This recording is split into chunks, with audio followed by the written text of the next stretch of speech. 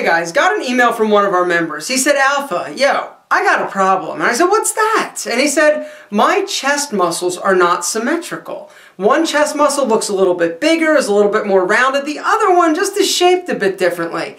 And I need to know what I can do to fix this. And so I thought, you know what? This is a perfect opportunity and situation to talk to you guys about the most important aspect of bodybuilding and creating that physique of your dreams is symmetry. Being symmetrical, that is what everybody and every bodybuilder is ultimately striving for.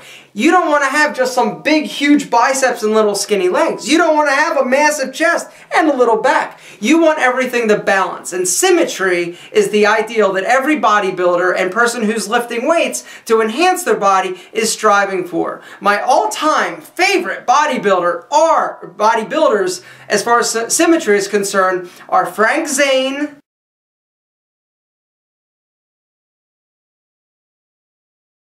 and old school Flex Wheeler.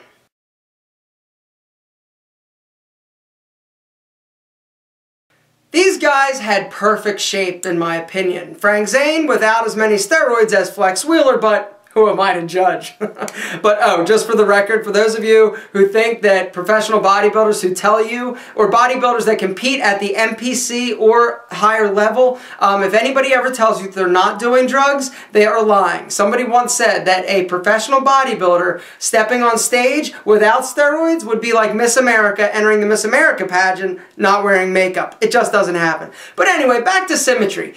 The idea of symmetry is something very abstract because the reality is that 99.999% of us do not have perfect symmetry. It just doesn't happen.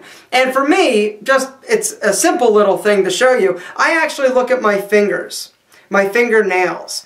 My fingernails aren't even symmetrical and my hand size aren't even symmetrical. One hand is bigger than the other. It's crazy.